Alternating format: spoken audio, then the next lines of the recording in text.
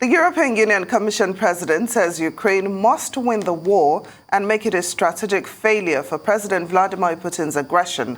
Ursula von der Leyen made the comments at the World Economic Forum in Davos, whilst pledging $10 billion more to Ukraine's fight. She also said the bloc is supporting Africa in boosting its food production capacity after accusing Russia of using food as a weapon of war. This is not just a matter of Ukraine's survival. This is not just an issue of European security.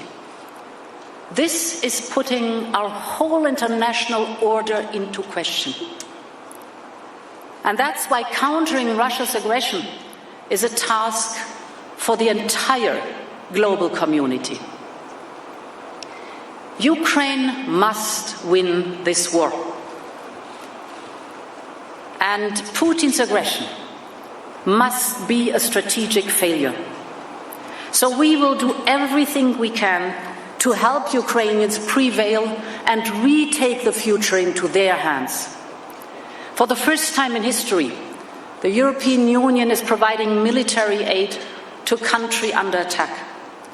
We are mobilizing our full economic power. Our sanctions and the self-sanctionings of companies themselves are draining Russia's economy and thus draining the Kremlin's war machine. Well, for more on the World Economic Forum, we can now speak to our rights correspondent, Adefemi Akinsanya, who joins us from Davos. Adefemi, I want to say thank you for joining us here on Newsday. Now, the global food crisis brought strong words from the European Commission President. Now, what are the plans to tackle this?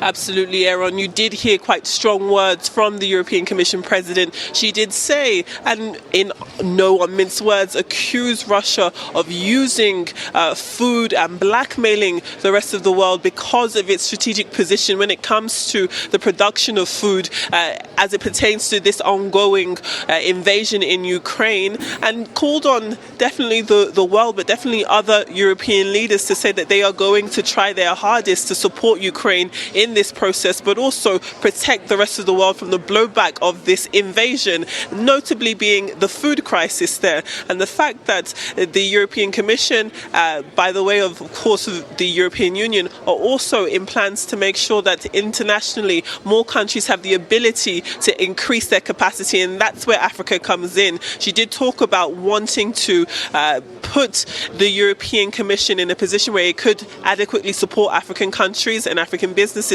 in their development of food capacity or food production. So it'll be interesting to see what specifically that means for Nigeria, for example. We're well aware of the infrastructural developments happening in that country, so it'd be interesting to see whether or not there'd be a connection as it pertains to that. But yes, she did say and accuse Russia of partaking in blackmail, effectively blackmailing the rest of the world when it comes to their response to the European community and the international community's sanctions on Russia, but also their attitude towards the country in light of its invasion of Ukraine. It's also worth noting that she said that when it comes to supporting Ukraine, in addition to the military help that it wants to support, help Ukraine with, there's also going to be this offer of 10 billion euros. That's going to be the single largest package offered to a third country, so that's quite significant, and it does put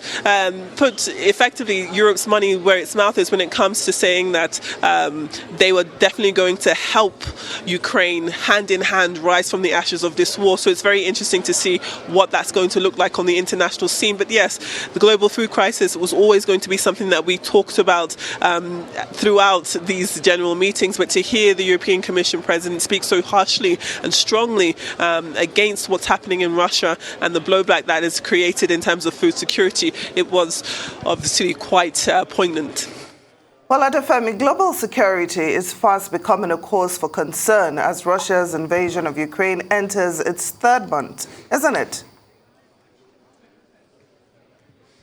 Oh, absolutely, Temi Tokpe. I'm glad you mentioned that. Now, when we had the gathering of all of these different leaders, it's inevitable that, security was also going to be a topic of conversation. Of course, we know what's happening in Ukraine with the Russian invasion therein. And you did have Jens Stoltenberg, who is the Secretary General of NATO, say that the world needs to be very careful in how it treats free trade.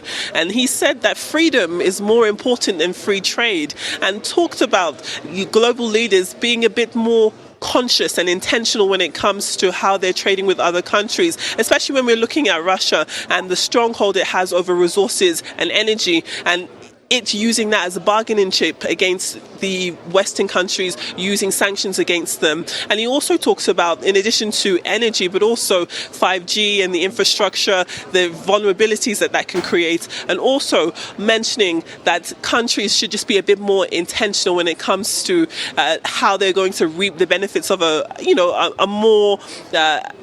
world where more countries are actively trading with each other. We also have to bear in mind that there are going to be ramifications, and we are seeing that with the energy crisis, gas being held to ransom, food being held to ransom because of what these countries are doing. And staying on NATO, we have also been talking about how Finland and Sweden want a seat at NATO's table, and effectively Turkey have not been happy about that. They've accused Finland and Sweden of harboring people who are loyal to the PKK, which the Russian state, the AK Party of Russia, sees as a terrorist organization. But we did hear Mevlut Cavusoglu, who is the Turkish foreign minister, say that there are going to be negotiations with Finland and Sweden, and perhaps there could be a situation where these countries could come together.